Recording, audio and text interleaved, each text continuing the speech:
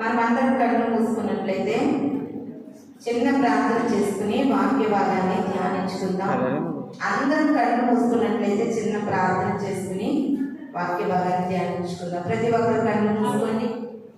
ప్రార్థనలో అందరికీ వివరించండి. దేవాది దేవుడు వాక్యం ద్వారా మనల్ని దర్శించాలని ప్రార్థనలో వివరిద్దాం. పరిశుద్ధమైన తండ్రి, మహోన్నతుడా, ఈ ఘనమైన శ్రేష్టమైన నామానికి స్తోత్రం ప్రభువా. ఈ ప్రాముఖ్యమైన సమయంలో ఇది నా ఆసురాలుగా నీ సన్నిధిలో నిలబడి ఉండగా నన్ను పూర్తిగా మీ సిలువ చాటును మరుగు చేసుకుని నాతో మాట్లాడండి ప్రభువా. మీ మాటలు వినగలిగే చెవులు గ్రహించే హృదయాన్ని మాకు అనుగ్రహించండి.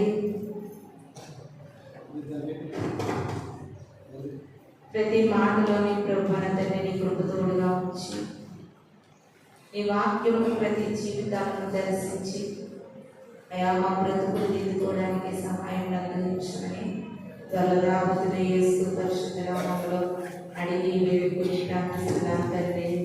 ఆమేన్. చక్కటి సమయం ఇచ్చినటువంటి దేవాది దేవునికి వందనాలు. కూడి వచ్చిన మీ అందరికీ కూడా నా వందనాలు తెలియజేస్తున్నాను. వాక్య భాగాన్ని చదువుకున్నాం. యోబు గ్రంథము 1వ అధ్యాయము 10వ వచనాన్ని చదువుకుందామండి. యోబు గ్రంథము 1వ అధ్యాయము 10వ వచనాన్ని చదువుకుందాం.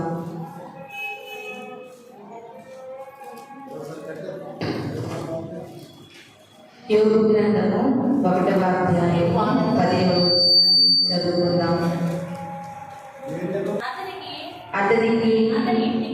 అతని ఇంటి వారికి అతనికి కలిగిన సమస్తములను చుట్టూ కంచె వేసేది కదా.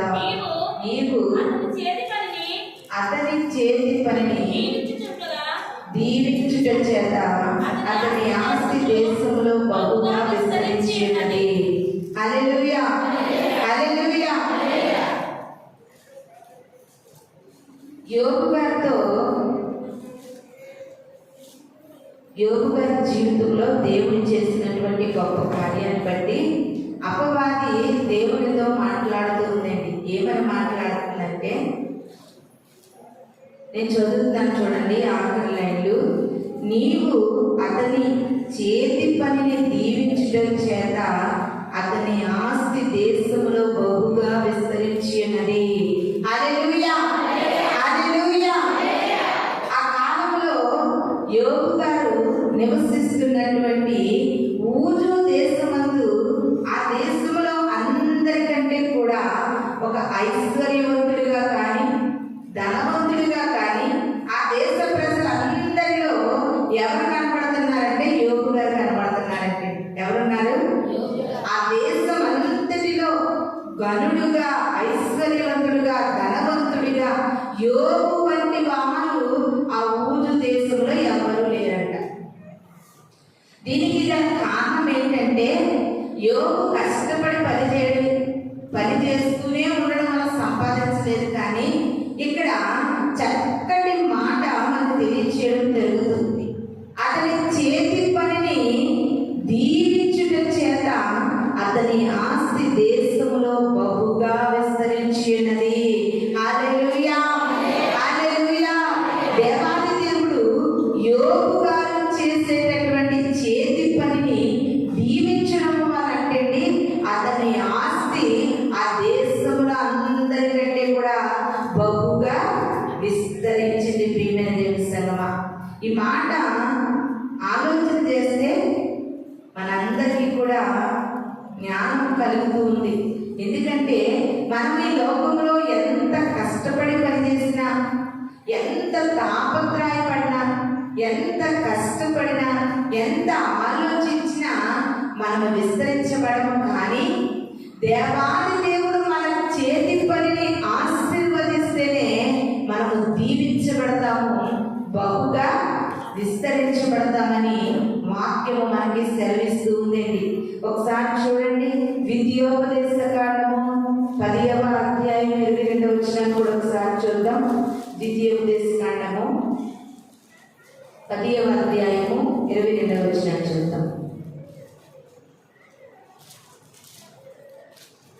మీ పితరులు మీ పితరులు 70 మంది ఐగుప్తునకు వెళ్ళిరి.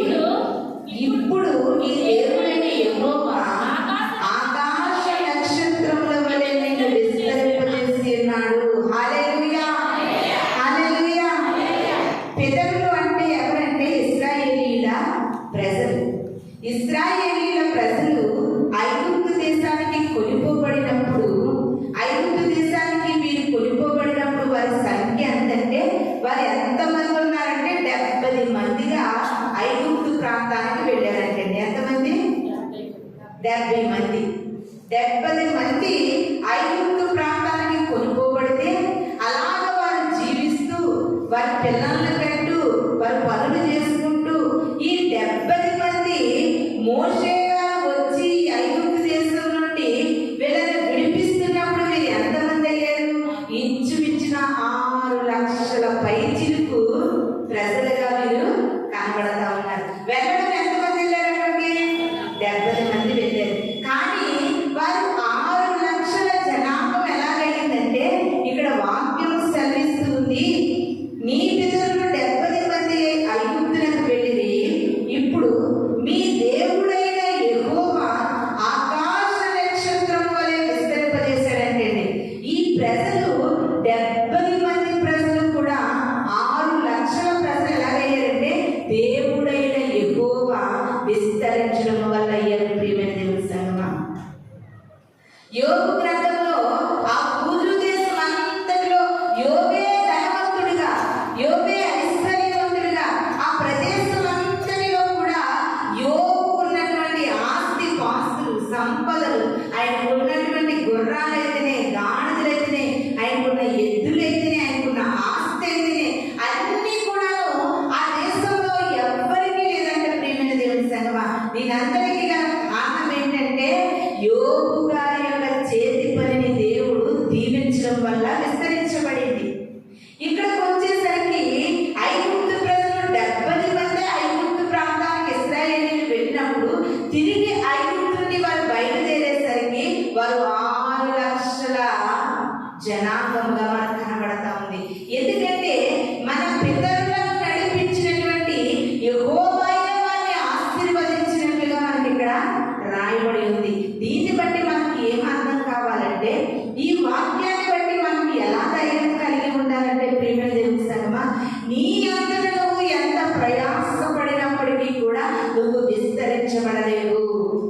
నీ అంతట నువ్వు ఎంతగా నువ్వు ప్రయాస కలిగి నువ్వు ఎన్ని కష్టాలు పడి నష్టాలు పడినప్పటికీ కూడా నువ్వు విస్తరించబడలేవు.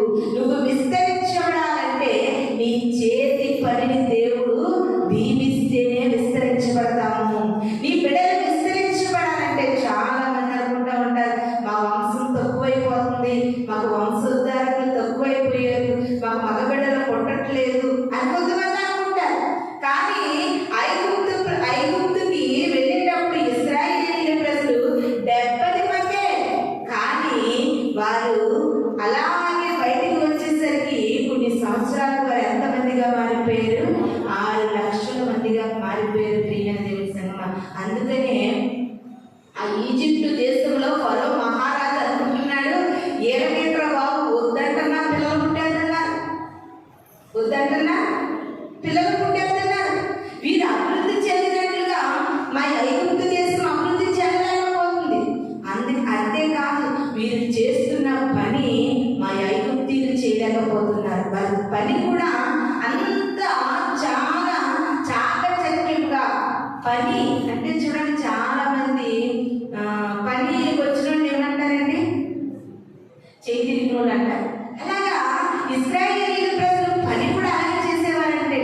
దీని అంతటికీ గల కారణం ఏంటంటే యెహోవా ఇశ్రాయేలీయులను ఏం చేశాడంటే ఆశీర్వదించాడు. ప్రియమైన దేవుని సంగమా, ఒకవేళ నీ సంపాదన కానీ నీ కుటుంబంలో ఉండే సంపాదన కానీ విస్తరించబడాలంటే నువ్వు దేవుణ్ణి ప్రార్థన చేయాలి. అయ్యా, నా చేతి పనిని నువ్వు ఆశీర్వదిస్తే అది మామూలుగా ఉన్నది ఎలా ఉంటుందంటే విస్తరించబడుతుంది.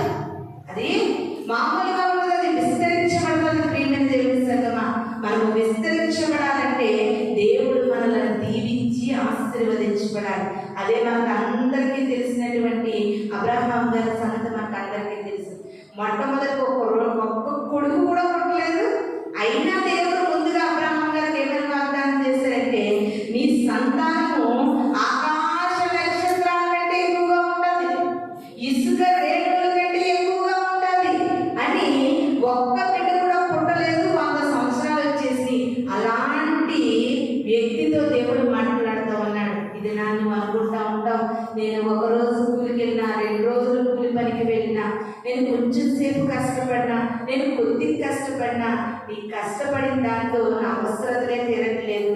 ఇంకా మా బ్రతుకులు ఇలాగే తెల్లారిపోతాయేమో, మా జీవితాలు ఇంక ఇలాగే ఉంటాయేమో, ఇంక మా కుటుంబం ఇలాగే ఉంటారేమో, మా బిడ్డలు ఇలాగే ఉంటారేమో, మా పరిస్థితులు ఇలాగే ఉంటాయేమో అని చాలా మంది బిడ్డలు వాపోతూ ఉంటారు. ప్రియమైన దేవుని సంగమా, కానీ దేవుని మాట నీకు గొప్ప భరోసా ఇస్తుంది. ఏంటంటే, నీవు చేసే చేతి పనిని దేవుడు ఆశీర్వదిస్తే అది విస్తరించబడుతుందని ప్రభు మాట నీకు సెలవిస్తూ ఉంది. కొత్త సంవత్సరం ఎదుర్కోబోతూ ఉన్నాం. నూతన సంవత్సరంలోకి వెళ్ళే ముందు ప్రతి ఒక్కరి హృదయంలో అనుకుంటా ఉంటాం, అయ్యా ఈ సంవత్సరం ఆర్థికమైన పరిస్థితులు, ఈ సంవత్సరం అనారోగ్యమైన పరిస్థితులు, ఈ సంవత్సరం మా కుటుంబంలో ఎంతో నలుగుడి, అసలు మనశ్శాంతి లేదు. ప్రభా, నూతన సంవత్సరం అడుగు పెట్టినప్పుడైనా తండ్రి మాకు మంచి రోజులు కావాలి అనుకుంటారు ప్రతి ఒక్కరు కూడా. నువ్వు అనుకున్నంత మాత్రాన మాకు మంచి రోజులు రావు, కానీ నీ పరిస్థితి స్థితిగతులు మారాలంటే దేవుడు మనల్ని దీవిస్తేనే మనం విస్తరించబడతాం. ప్రియమైన దేవుని సంగమా, అందుకనేసే కీర్తనల గ్రంథం మనం చదువుకున్నాం చూడండి. ఒక చక్కటి మాటను చదువుకుందాం. 116వ కీర్తన 7వ వచనాన్ని మనం చదువుకుందాం. మనం చదువుకున్నటువంటి కీర్తనల భాగం నుండి 116వ కీర్తన. నా ప్రాణమా యెహోవా నీకు క్షేమమును విస్తరింపచేసి ఉన్నాడు. తిరిగి నీవు విశ్రాంతిలో ప్రవేశింపు. ఇక్కడ భక్తుడు తన ప్రాణంతో మొరపెడుతూ ఉన్నాడండి. ఏమని మొరపెడుతూ ఉన్నాడంటే, నా ప్రాణమా, 2024 సంవత్సరం అంతా కూడా క్షేమం లేని పరిస్థితులు ఎదురైపోయి, ఎన్నో అనారోగ్య పరిస్థితులు ఎదురైపోయి, కుటుంబంలో ఎన్నో స్థితిగతులు ఎదురైపోయి. నా ప్రాణమా, ఇక నుండి నా ప్రాణంతో నేను ఏమని మాట్లాడతానంటే అని భక్తుడు అంటున్నాడు, నా ప్రాణమా యెహోవా నీకు క్షేమమును విస్తరింపచేయును. హల్లెలూయా, హల్లెలూయా. మనం క్షేమకరమైన స్థితిలో బ్రతకాలంటే, మనం క్షేమంగా ఉండాలంటే, మన కుటుంబాలు క్షేమంగా ఉండాలంటే, క్షేమకరమైనటువంటి మార్గంలో మనం నడవాలంటే దేవుడు మన క్షేమాన్ని ఏం చేయాలంటే విస్తరింపచేయాలి. ప్రియమైన దేవుని సంగమా, చాలా మంది క్షేమం అనేది లేక ఈ 2024వ సంవత్సరము ఈ గడియ వరకు కూడా బ్రతికి ఉండలేని వారు ఎంతో మంది ఉన్నారు. ప్రియమైన దేవుని సంగమా,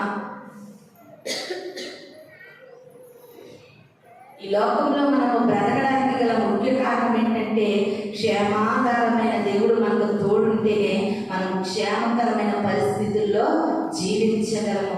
ఆ క్షేమము లేక అనేక మంది భయంకరమైన యాక్సిడెంట్లో మరణిస్తూ ఉన్నారు. వారికి క్షేమము లేదు. కానీ భక్తుడు అంటూ ఉన్నాడు, నా ప్రాణమా నువ్వు భయపడవద్దు, దేవుడు నీకు క్షేమాన్ని విస్తరిస్తున్నాడు అంటున్నాడు. ఏం విస్తరిస్తున్నాడంటే, క్షేమాన్ని విస్తరిస్తూ ఉన్నాడు. ఇదే కీర్తన గ్రంథంలో భక్తుడు అంటాడు, నా క్షేమాధారము దేవుడే, నా క్షేమానికి ఆధారము దేవుడే.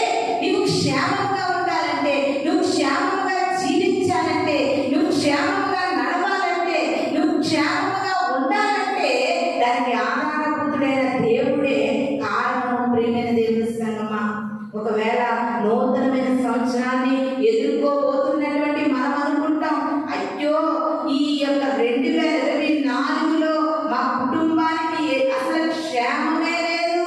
కానీ వచ్చే సంవత్సరమైనా మేమందరం కూడా క్షేమంగా ఉండాలని ప్రతి ఒక్కరూ అనుకుంటారు. ప్రియమైన దేవుని సంగమా, నీ క్షేమము విస్తరించాలంటే అది యెహోవా తప్ప ఎవ్వరు నీకు క్షేమాన్ని కలుగచేయలేడు. అందుకే సామెతల గ్రంథంలో ఒక మాట ఉంటుంది. ప్రియమైన దేవుని సంగమా, యెహోవా పట్టణాన్ని కాపాడకపోతే దాన్ని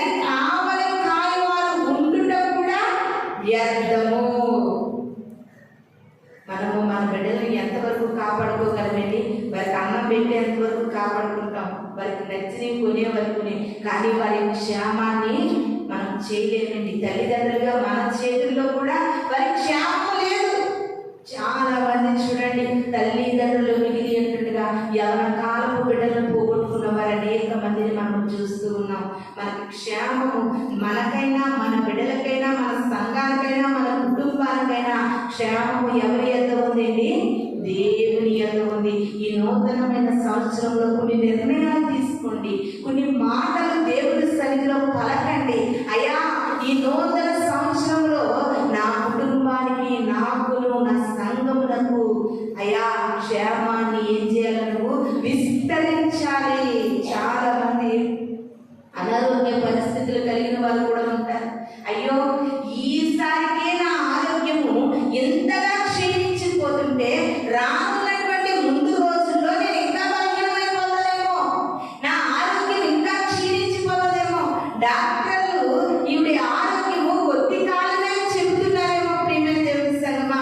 కానీ వారి మాటలు కాదు, కానీ నీ ఆరోగ్య క్షేమములు విస్తరించబడాలంటే అది దేవుని యొద్ద తప్ప మానవుల యొద్ద ఎవ్వరి యొద్ద కూడా మన క్షేమము లేదని వాక్యము సెలవిస్తూ ఉంది. ప్రియమైన దేవుని సంగమా, మనము క్షేమకరంగా ఉండాలంటే మనము దేవుని ఎడల భయభక్తులు కలిగి జీవించాలి. మన చేతి పని ఆశీర్వదించబడాలంటే యోబు గారి చేతి పనిని దేవుడు ఊరికినే ఆశీర్వదించలేదు. మొదటి అధ్యాయం చదివితే ఆయన యథార్థవంతుడు, ఆ యోబు గారు నీతిమంతుడు, దేవుని పట్ల గొప్ప సాక్ష్యము కలిగిన వారండి.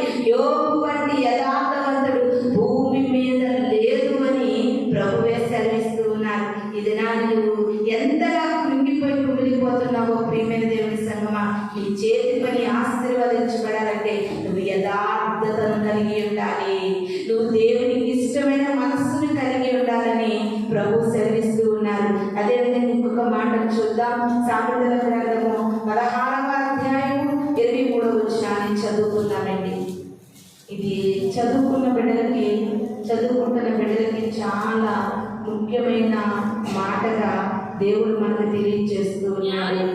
16వ అధ్యాయము 23వ జ్ఞాని హృదయము వారి నోటికి తెలివి కలిగించును, వారి పెదవులకు విద్య విస్తరింపచేయును. హల్లెలూయా, హల్లెలూయా. జ్ఞానము కలిగిన బిడ్డల కంటండి వారి నోటిలో ఏముంటదంటండి? తెలివి ఉంటది.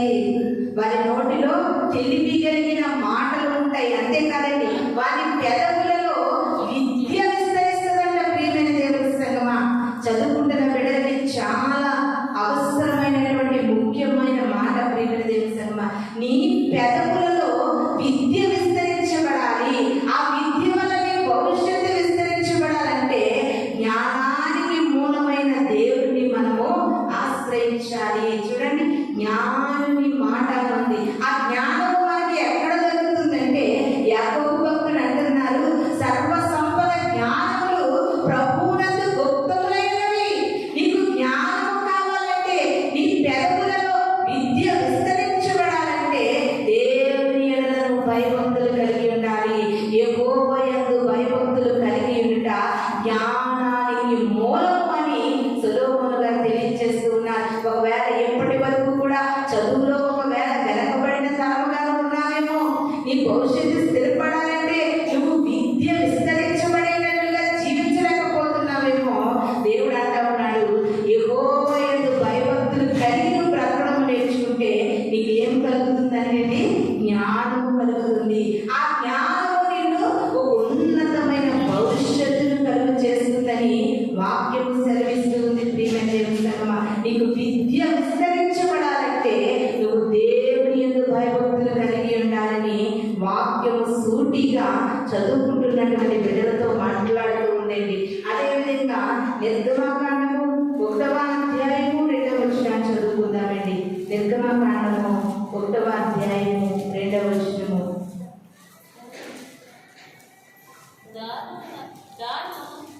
నిర్గమకాండము 1వ అధ్యాయం 2వ వచనం చదవమా. దాను, నఫ్తాలి, గాదు, అషేరు, వీరుల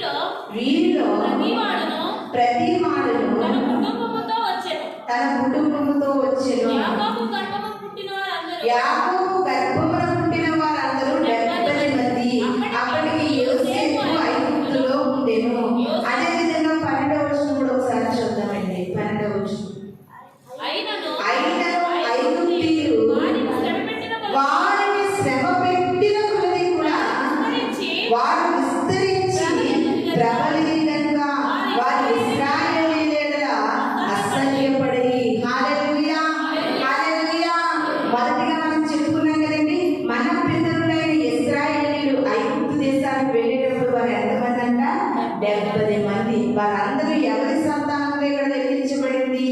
యాకోబు గారి యొక్క సంతానంగా లెక్కించబడుతూ ఉంది. అయితే ప్రియమైన దేవుని సంగమా, ఈ 70 మంది ఐగుప్తు దేశానికి వెళ్ళినప్పుడు ఇశ్రాయేలీయుల ప్రజలు అంటే ఆ ఫరో రాజు పని ఒత్తిడి ఎక్కువ కనిపించి వారిని ఎక్కువ శ్రమ పెట్టేవాడంటే, అంటే వీరు హెబ్రీలు అని వారిని ఎక్కువ శ్రమ పెట్టేవాడంట. ఆ రాజు ఎక్కువగా శ్రమ పెట్టే కొద్దీ కూడా వీరు ఎలా మారిపోతున్నారో ఒకసారి చూడండి. వారిని శ్రమ పెట్టిన కొద్దీ కూడా వారు విస్తరించి ప్రబలిరి. హల్లెలూయా, హల్లెలూయా.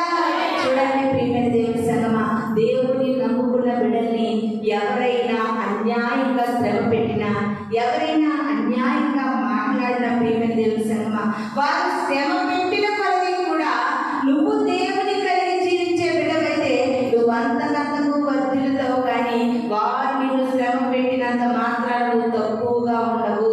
నువ్వు కృంగిపోవద్దు, నువ్వు కుమిలిపోవద్దు. నిన్ను శ్రమ పెట్టిన కొద్దీ కూడా మనం ఇంకా దేవుని కొరకు బ్రతికేటటువంటి, ఇంకా మన శ్రమ పెట్టిన కొద్దీ కూడా మనం ఆశీర్వదించబడతామని ఈ నిర్గమకాండంలో చక్కగా ఇశ్రాయేలీయుల ప్రజల జీవితాన్ని మనకి దేవాది దేవుడు తెలియజేస్తూ ఉన్నాడు. ప్రియమైన దేవుని సంగమా, వీళ్ళు యెహోవా నమ్ముకుంటున్న ప్రజలు, వీరు యెహోవా దేవుని ఆరాధిస్తున్న వారిని వారిని అధికంగా శ్రమ పెట్టే కొద్దీ కూడా వారు బహుగా విస్తరిస్తూ ఉన్నారంట. ప్రియమైన దేవుని సంగమా, జాగ్రత్త. ఎవరైనా మనలను అనగద్రొక్కాలని ప్రయత్నిస్తున్నారని నువ్వు బాధపడే పని లేదు.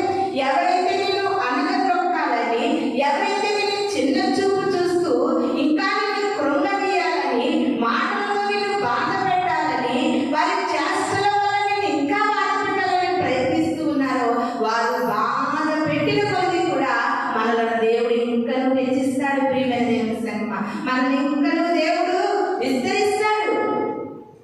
దేవుని ప్రజలను ఎవరు బాధ పెట్టాలనుకున్నా సరే వారు బాధ పెడతారు, కానీ మనము మాత్రం బాధపడమండి.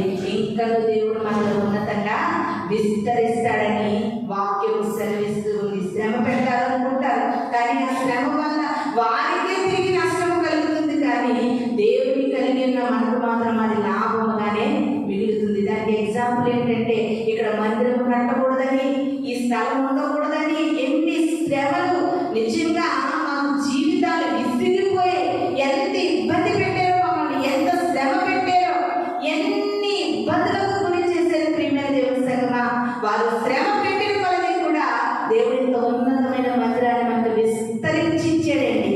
ఇది చిన్న మందిరము కాదు, విస్తారంగా ఎంత మంది వచ్చి కూర్చున్నప్పటికీ కూడా ఎంత చక్కటి మందిరాన్ని విస్తరించి ఇచ్చాడు. అది మనకు ఒక గొప్ప సాక్ష్యము. ప్రియమైన దేవుని సంగమా, ఒకవేళ మన ఇరుగు వారు కానీ, మన పొరుగు వారు కానీ, మన ఎదురింటి వారు కానీ మనల్ని శ్రమ పెట్టాలని వారు అనుకుంటే ఒకటే ప్రార్థన చెయ్యి.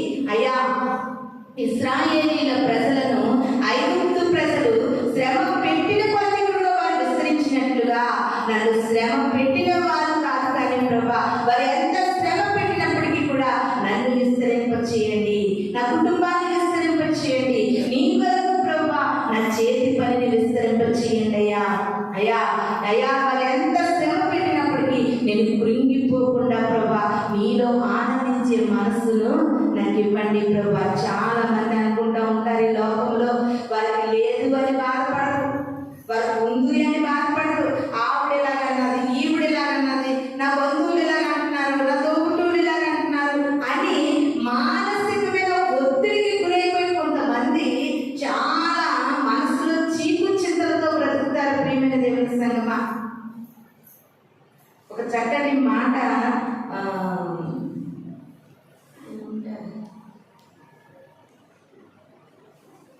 ఆయన పేరు నాకు రావట్లేదు, కానీ ఆయన సూక్తులు కూడా నాకు మంచిగా అనిపిస్తాయి, ధైర్యంగా కూడా ఉంటాయి ఆయన మాటలు. ఆయన ఒక మాట అన్నారు, ఎక్కడికైనా పెళ్లికి వెళ్ళే వరకు సంతోషంగా పెళ్లికి వెళ్ళిన తర్వాత ఒకవేళ పెళ్లింటి వారు పనిలో పడి పలకరించకపోతే ఎంత డబ్బులు ఖర్చు పెట్టుకుని ఛార్జీలు పెట్టుకుని అక్కడికి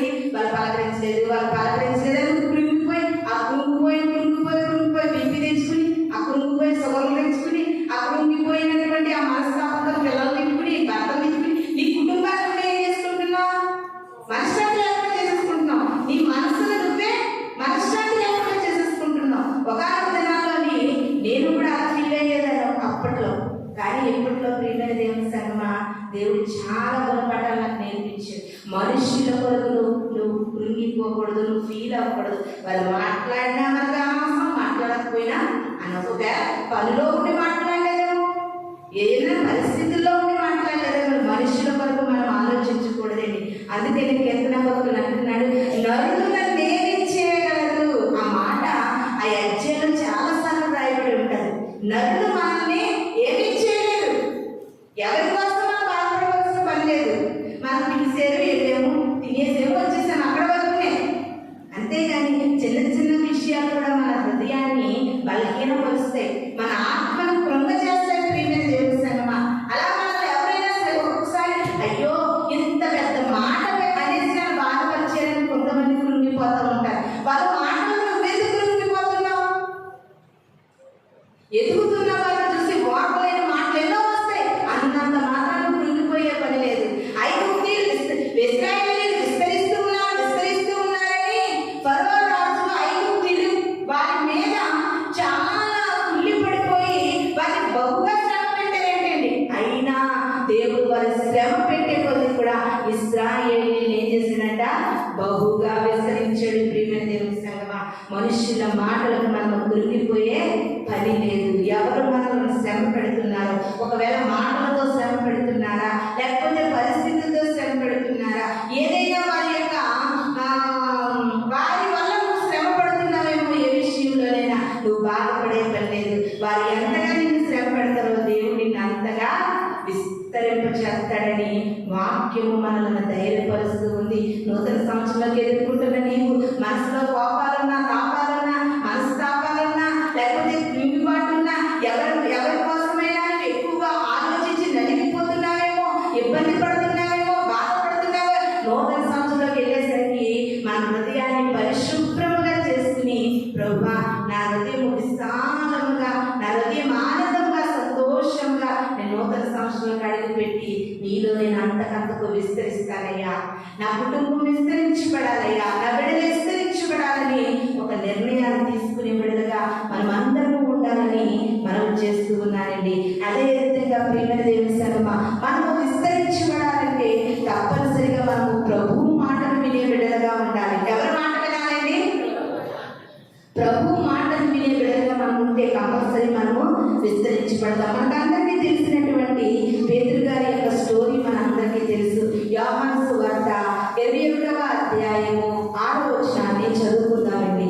యోహాను సువార్త 21వ అధ్యాయము 6వ వచనాన్ని మనం అందరం కూడా చదువుకుందాం. 21వ అధ్యాయము 6వ వచనం చదవండి. అప్పుడు ఆయన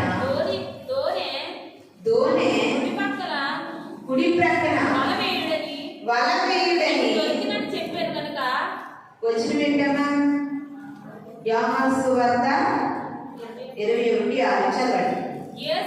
యేసు పిల్లలారా నువ్వు చదివింది ఫస్ట్ కరెక్టేనమ్మా, నేను చెప్పింది కరెక్టే.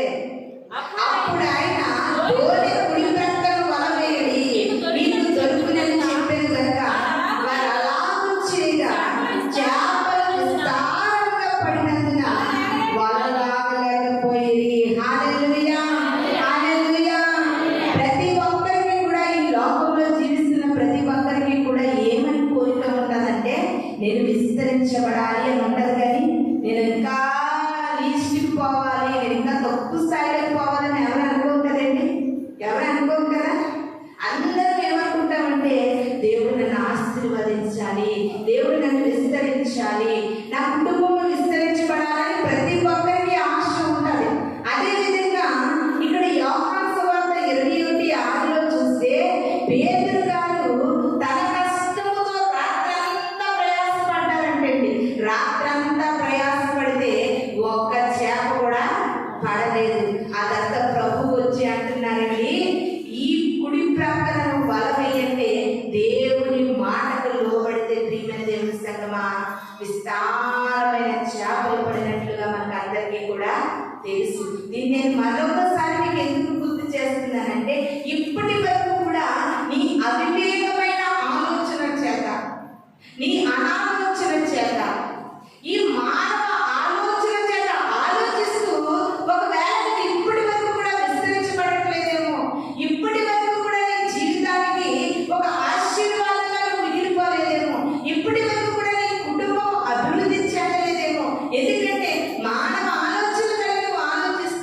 పేతురు గారు కూడా మానవ ఆలోచనతో రాత్రంతా ప్రయాసపడితే ఒక్క చేప కూడా పడలేదు. దేవుడి ఆలోచనకు స్థానం ఇచ్చాడండి.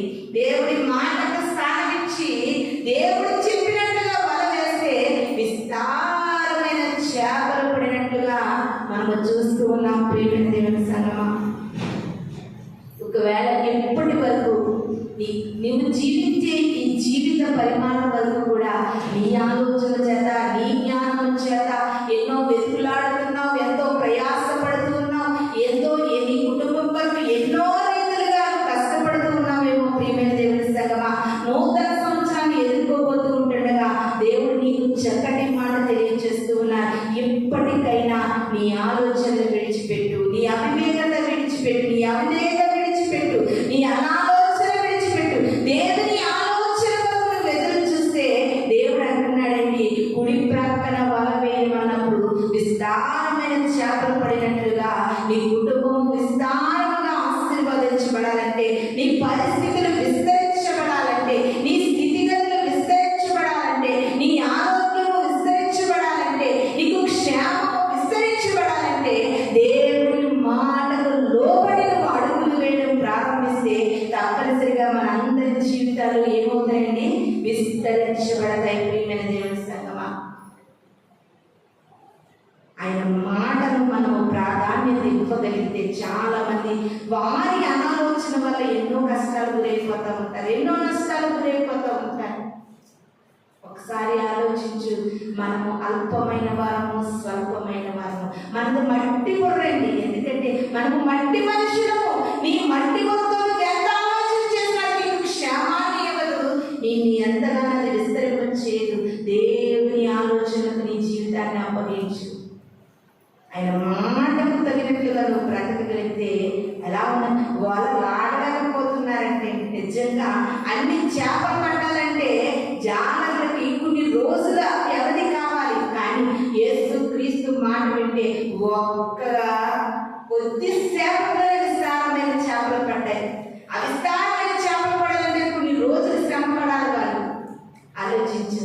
ఆయన మాట కాకుండా, ఆయన ఆలోచన కాకుండా నువ్వు ఎంత శ్రమ పడినప్పటికీ అది వ్యర్థము. ప్రియమైన దేవుని సంగమా, రాత్రంతయు శ్రమ పడినా రాలేదు ప్రభు జయము, రహదారులు వెతకినను రహదారులు ప్రతిపదము. హల్లెలూయా, హల్లెలూయా. ఆ భక్తుడు అంటున్నాడు, రాత్రంతా శ్రమ పడినా నాకు ప్రతిఫలం రాలేదంటున్నాడు. కానీ నేను అనుకోవాలి ఏంటంటే, ఇప్పటి వరకు నా జీవితం ఇప్పటి వరకు కూడా నాకు నేనుగా శ్రమపడి నా స్థితిగతులు మారలేకపోయే ప్రభా, ఇక్కడ నుండి నీ మాట ప్రకారంగా నేను వల వేస్తానయ్యా, నేను అడుగు వేస్తానయ్యా, నీ మాట ప్రకారంగా నేను జీవిస్తానయ్యా. ఎందుకంటే నీ మాటలో ఏముంది? విస్తరణ ఉంది. ప్రియమైన దేవుని సంగమా, యోబు గారు విస్తరించబడడానికి కారణము దేవుడి. ప్రియమైన దేవుని సంగమా, ఇశ్రాయేలీయులు 70 మంది అయిన ప్రజలు 6 లక్షలుగా విస్తరించబడడానికి కారణము దేవుడు. ఆ దేవుడి పక్కన పెట్టేసి నువ్వు ఎన్ని ప్రయత్నాలు చేయి, ఎన్ని నువ్వు నష్టాలు పడి కానీ నీ ప్రయత్నాల వల్ల నీకు ఏమాత్రము విస్తరింప జరగడం ఉండదని ప్రభు సెలవిస్తూ ఉన్నారు. అపోస్తుల కార్యములు 7వ అధ్యాయము 17వ వచనాన్ని చదువుకుందామండి. అపోస్తుల కార్యములు 7వ అధ్యాయము 17వ వచనాన్ని చదువుకుందాం. అయితే దేవుడు అబ్రహామునకు అనుగ్రహించిన వాగ్దానాలను సమీపించిన కొలది ప్రజలు ఐగుప్తులో విస్తారముగా వృద్ధి పొందిరి. తొదకు యోసేపుని ఎరుగని రాజు ఐగుప్తులు ఏలనారంభించెను. దేవుడు అబ్రహామునకు వాగ్దానం చేసినట్లుగా ఐగుప్తు దేశంలో మన ఇశ్రాయేలీయుల ప్రజలను ఏం చేసినట్టు వృద్ధిపరిచాడు. ప్రియమైన దేవుని సంగమా, వృద్ధిపరిచాడు. వృద్ధి అంటే ఏంటనుకున్నారు? మనం కొంచెముగా అక్కడ పెడితే అది ఎక్కువగా అవ్వడము, దాన్ని ఏమంటారండి? వృద్ధి. అభివృద్ధి. అవునా? వృద్ధి చెందడము, అభివృద్ధి చెందడం అంటే ఇంకా ఎక్కువగా ఆశీర్వదించబడ్డం. నిజంగా అబ్రహాం గారి జీవితం కూడా అలాగే మనకు అందరికీ తెలుసు. ఏమీ లేకుండా కట్టుబట్టలతో భార్య తీసుకుని లోతు గారిని తీసుకుని బయటకు వచ్చేసినటువంటి అబ్రహాము జీవితాన్ని దేవుడు ఎంతగానో ఆశీర్వదించినట్లుగా మనం చూస్తూ ఉన్నామండి. దేవుడు మనల్ని ఆశీర్వదించాలంటే ముఖ్యంగా మనం ఆయన మాట వినే విడుదలగా ఉండాలి. దేవుడు మనం ఆశీర్వదించాలంటే యోగు గారి వలె యథార్థతను కాపాడుకోవాలి. మన శుక్రవారం మనం చెప్పుకున్నాం కదా, ఏం కాపాడుకోవాలి? పరిశుద్ధతను కాపాడుకోవాలి, యథార్థతను కాపాడుకోవాలి. లోకమంతా ఎలా బ్రతుకుతుందో అలానే నీవు బ్రతికి నన్ను ఆశీర్వదించంటే అది ఎన్నటికీ కూడా జరగనటువంటి కార్యము. ప్రియమైన దేవుని సంగమా, దేవుని బిడ్డలను దేవుడు తప్పకుండా ఆశీర్వదిస్తాడు. ఆయన బిడ్డలుగా ఉండవలసినటువంటి కొన్ని లక్షణాలు మనకు కూడా కలిగి జీవించాలని వాక్యం సెలవిస్తూ ఉంది. రోమాపత్రిక 15వ అధ్యాయము 3వ వచనాన్ని చదువుకున్నామండి. రోమాపత్రిక 15వ అధ్యాయము 3వ వచనం. క్రీస్తు కూడా తన్ను తాను సంతోషపరచుకొనలేదు కానీ నిన్ను నిందించు వారి నిందలు వారి మీద పడెను అని వ్రాయబడినట్లు ఆయనకు సంభవించెను. చూద్దామండి. రోమపత్రిక 15వ అధ్యాయం 13వ వచనం చదువుకుందాం. కాగా మీరు పరిశుద్ధాత్మ శక్తి పొంది విస్తారంగా నిరీక్షణ గలవారగుటకు నిరీక్షణ కలిగిన దేవుడు విశ్వాసము ద్వారా సమస్త ఆనందముతో సమాధానముతో దేవుని నింపును గాక. హల్లెలూయా, హల్లెలూయా. ముఖ్యంగా శుక్రవారం చెప్పుకున్నట్లుగా మనం సమస్తములో కూడా ఆనందించాలంటే, సమాధానం కలిగి ఉండాలంటే మనం ముందుగా పరిశుద్ధాత్మ శక్తి పొంది ఉండాలి. ప్రియమైన దేవుని సంగమా, అది మనకి విస్తారమైన నిరీక్షణ కలిగిస్తూ ఉంది. ఎప్పుడైతే మనం పరిశుద్ధాత్మ శక్తిని పొందుకున్నామో ఆ శక్తి మనకి ఏం కలిగిస్తుంది? నిరీక్షణ, విస్తారమైన నిరీక్షణ. పరిశుద్ధాత్మ శక్తి పొందుకోలేని వారికి నిరీక్షణ ఉండదు. వారి నిరీక్షణ కొరకు కనిపెట్టుకోలేరు, వారు ఓర్పు కలిగి బ్రతకలేరు, వారు దేవుని కొరకు కనిపెట్టుకోలేరు.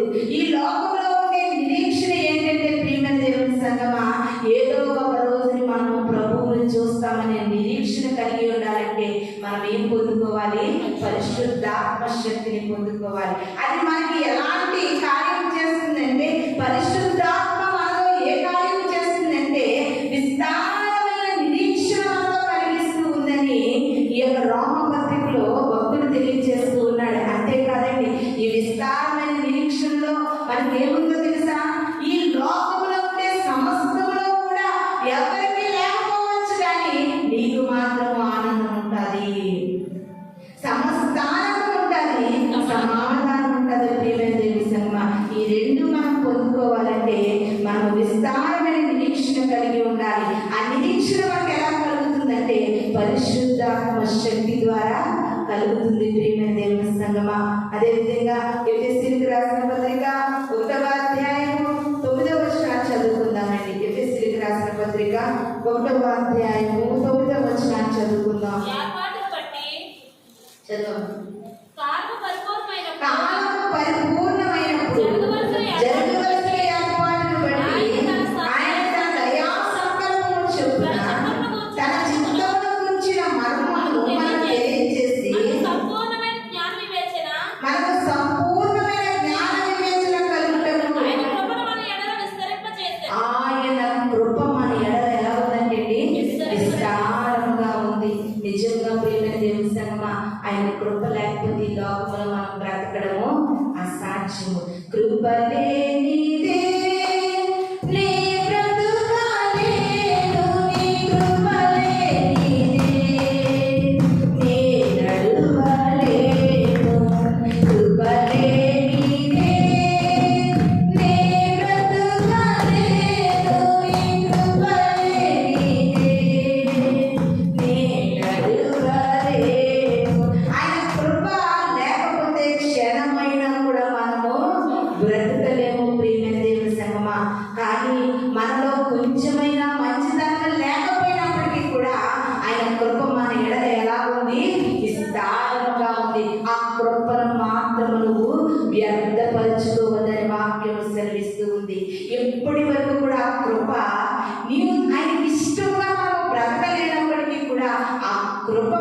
బ్రతికించి ఉంది. అయినప్పటికీ కూడా నువ్వు ఇంకా తెలుసుకోకుండా ఆయన కృపలో జీవిస్తూ ఇంకా ఇష్టంగా నువ్వు బ్రతకడం వల్ల ఏదో ఒక రోజున ఈ కృప నీలో ఏమైపోతుంది, వ్యర్థముగా మారిపోతుంది. ప్రియమైన దేవుని సంగమా, ఆయన కృప, ఆయన విస్తారమైన కృపను మనం పొందుకుని జీవించగలిగితే మనం కంపల్సరిగా ఈ లోకంలో క్షేమంగా మనం బ్రతుకుతామండి. మనం అన్ని విషయాల్లో కూడా విస్తరించబడతాము. మనం అన్ని పరిస్థితుల్లో కూడా ఆనందంతో ఉంటాము, సమాధానంతో ఉంటామని వాక్యము సెలవిస్తూ ఉంది. హెబ్రీయులకు రాసిన పత్రిక 6వ అధ్యాయము 14 చదువుకుందామండి. హెబ్రీయులకు రాసిన పత్రిక 6వ అధ్యాయము 14 చదువుకుందాం. తన తోడు అని ప్రమాణం చేసి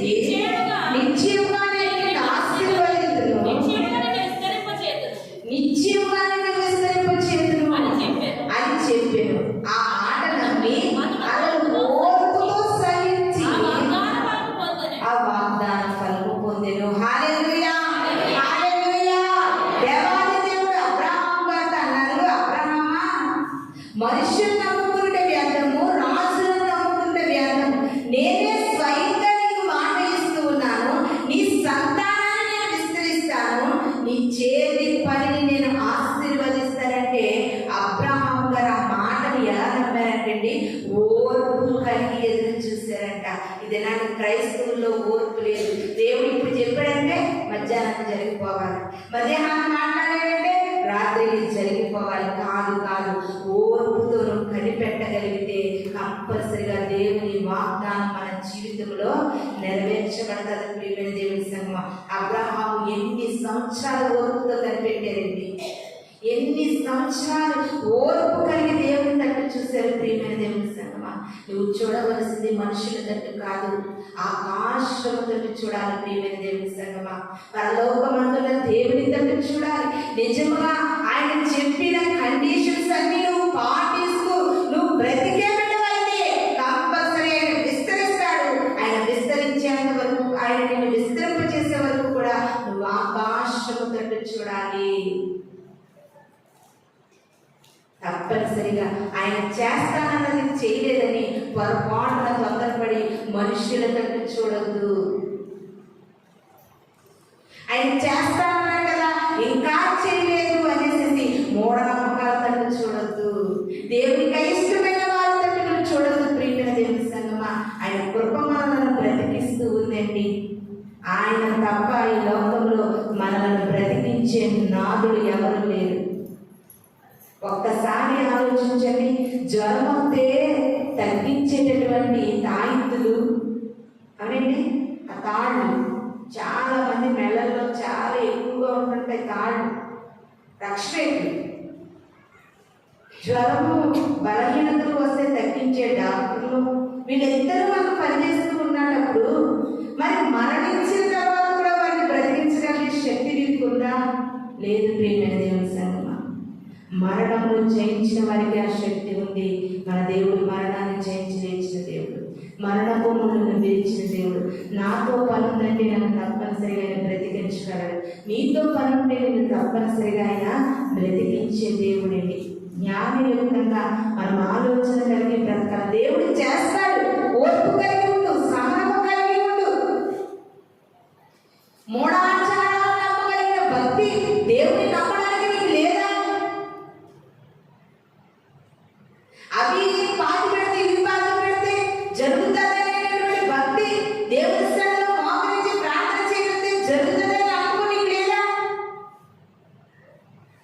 వాటి మీద నమ్మకం ఉంచగలుగుతున్నావు, దేవుని మీద అపనమ్మకం ఉంచగలుగుతున్నావు. అందుకే మనం ఎన్నో శోధనలో పడిపోతూ ఉన్నాం, ఎన్నో ఇబ్బందుల్లో పడిపోతాం, తెలియకుండా పడిపోతూ ఉంటాం. మనం తెలియకుండా ఇరుక్కుపోతుంటాం, తెలియకుండా మోసపోతుంటాం. ప్రియమైన దేవుని సంగమా, అందుకనే ఆరాధనలో దేవుడు మనల్ని హెచ్చరిస్తూ ఉన్నాడు. అపనమ్మకం, అపనమ్మకం, అపనమ్మకం. క్రైస్తవులో అపనమ్మకం ఎక్కువగా ఏలుబడి అవుతుంది. ప్రియమైన దేవుని అపనమ్మకం ఉన్నంతసేపు కూడా దేవుని కార్యాలు మన జీవితంలో చూడలేమని ఆరాధనలో ప్రభు మనకు సెలవించి ఉన్నారు. దేవుని పట్ల మనం పూర్తిగా నమ్మకం ఉంచగలిగితే మనం అన్ని విషయాల్లో ఎలా ఉంటామండి? విస్తారంగా మన మనము ఆశీర్వదించబడదాం. లాస్ట్ ఇంకొక మాటను చూసుకుని మనం ముగించుకుందాం. రెండవ పేతురు రాసిన పత్రిక, పేతురు రాసినటువంటి రెండవ పత్రికను చదువుకుందాం. 1వ అధ్యాయము, పేతురు గారు రాసినటువంటి రెండవ పత్రిక 1వ అధ్యాయము 8వ వచనాన్ని చదువుకుందామండి. ఇవి మీకు కలిగి విస్తరించిన యెడల అవి మన ప్రభువైన యేసుక్రీస్తును గురించిన అనుభవ జ్ఞాన విషయములలో మిమ్మును సోమరులైనను నిష్ఫలులైనను కాకుండా చేయును. హల్లెలూయా, హల్లెలూయా. మనము కొన్ని విషయాలను కలిగి బ్రతకాలని పైన మనకు రాయబడి ఉందండి. అవన్నీ మనము పాటించగలిగితే దేవునిలో మనకు సోమరితనం రాదు. ప్రియమైన దేవుని సంగమా, దేవునిలో మనకు ఫలము లేదనేది ఉండదు. ఎందుకంటే దేవుని కలిగి మనం బ్రతకాలి. చాలాసార్లు దేవుని పనిలో మనం సోమరులుగా మిగిలిపోతూ ఉంటాం. అన్ని పనులు యాక్టివ్గా ఉంటాం. దేవుని పని అనేసరికి సోమరితనం వెంటాడుతూ ఉంటాం. మన సోమరితనం కూడా కలిగి ఉన్నప్పుడు మనం విస్తరించలేము.